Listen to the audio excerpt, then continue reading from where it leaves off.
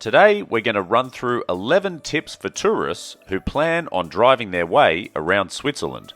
It's not a big country, but it has plenty of big mountains with some of the most stunning scenery that you can see anywhere on Earth. There are also plenty of hidden gems that you will only discover if you have your own car, or you're an avid cyclist, but we'll talk about them a little later on. Tip number 1 is you have to get off the freeways. Switzerland has modern freeways like any other developed country, but you'll miss out on all of the glorious countryside if you stay on them for too long. Your navigation apps will default to the fastest route possible, so you'll have to add stops along your route so you don't miss out on anything that you really want to see that's not along those main roads. Some examples include the Furka Pass, also known as the James Bond Road. This is an incredible drive through the mountains with so many amazing stops, but Google Maps could take you right past it if you allow it. So a little extra planning every day when you set out will go a long way.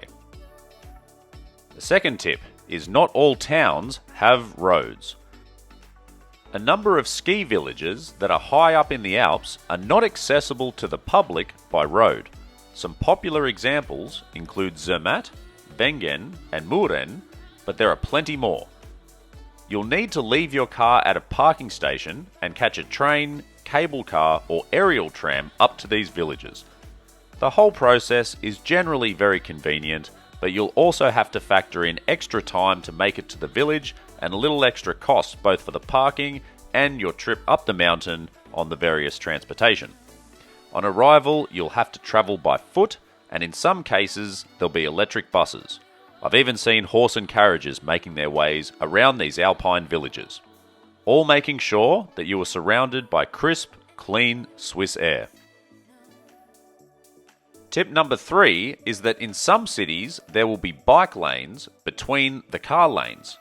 Like most European cities, bicycle use is encouraged and a major part of the road design. But I was left a little puzzled by the placement of these bike lanes in some of the cities. Instead of being on the side of the road like most places that I'd encountered before, some of the bike lanes were in between the vehicle lanes, so that if you're changing lanes, you also have to be mindful of any two-wheeled traffic before you make the transition. This struck me as an unnecessary hazard, but it's there and you'll have to remain vigilant. We're going to stick with the cyclist theme for number 4, and that is some of the best roads are going to be full of cyclists. When you're high up in the Swiss Alps, there are no bike lanes, and some of the steep and winding roads will have cyclists everywhere. These mountains are a mecca for serious cyclists, and you're going to have to drive accordingly and be extra patient in some areas. With steep terrain and glorious scenery, you can understand why they come here. But if you are one of these cyclists, then for the love of God, can you please stay in single file? It's just safer for everyone. Tip number 5 is to keep a loose itinerary. Do yourself a favour and be generous with the time that you give yourself when planning out all of your stops around Switzerland. Expect to want to pull over regularly when you spot something amazing on the side of the road. Even though Switzerland is a small country, your progress may be slower than you expect for that reason, and you want the freedom to remain curious as you explore.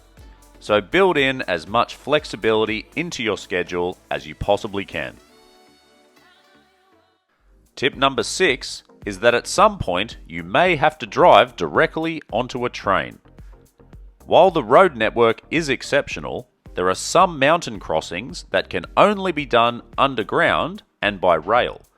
The process is fairly easy, with cars funneled directly onto the train. You then sit in your vehicle until you reach your destination. This will slow you down, of course, especially if you have to wait a long time for the next train to come along, but it's usually unavoidable. So if you're driving through the Alps, make sure you pay attention to the detail in your navigation app when it's giving you the directions ahead of your planned route. That way, if there is a section where you're required to get on a train, you can plan your arrival time to minimize how much time you are waiting before that train comes along. Tip number 7 is that the legal blood alcohol limit is 0.05. While this is the same as Australia, and not as extreme as Norway, which is 0.02, the limit in Switzerland is still lower than the US and the UK, which is 0.08. I don't think that anyone should be testing these limits regardless, just for safety reasons, but I wanted to include this so that no one watching is caught unawares, especially if you want to have a beer at lunchtime. An arrest for driving under the influence is sure to spoil your vacation. Tip number 8 is sometimes there's going to be very narrow gaps between the road and the buildings. One of the coolest aspects of driving around the small Swiss villages is that the roads are so close to some of the old houses and community buildings. The downside of this is that you have almost no margin of error if you were to veer off the road. You could hit the side of a building very easily. It's not a major hazard though, as long as you're capable of staying on a normal sized road. Just make sure you're paying attention at all times and not tempted to look at your phone or the stunning mountains that surround you everywhere. A small glance in the wrong direction could see your car plow right down the aisle of a church that's hundreds of years old. Tip number 9 is that there will be road closures in wintertime.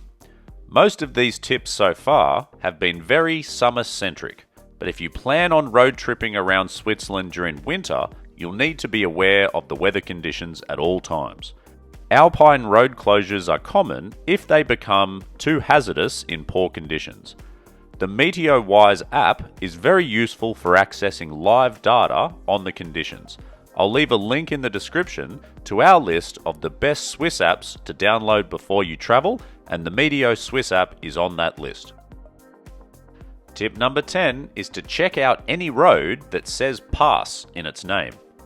I mentioned earlier at the top of this video that there are plenty of hidden gems to be found all throughout Switzerland away from the best known destinations. An example of this is the Clausen Pass, which is in the east of the country on a road to Liechtenstein. We stumbled across this while trying to find a hotel somewhere between Lucerne and Andermatt. With limited options available, we ended up taking a big detour to the small town of Unterschachen. When arriving at the hotel, I was captivated by where this road would take me if I kept going along it. It climbed along a wall of a deep valley with incredible mountains on either side. First thing the next morning, I had to find out where it would take me. The footage you've seen is the result. We barely saw another car along the way, lots of bikes though. And while we went away from our intended course, it was a very memorable and unexpected morning.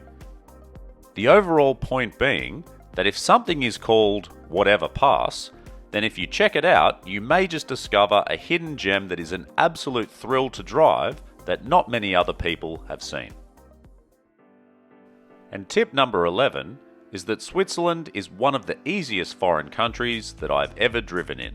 It's a small country, so the driving part of your day is never very long compared to most other places, and the scenery is almost cartoon-like, it is so beautiful.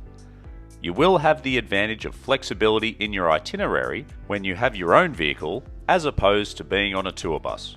And you can visit all of the most popular destinations outside of peak times, or plan your route depending on the weather. It really makes a huge difference if you can head up the mountains when the sun is out and shining.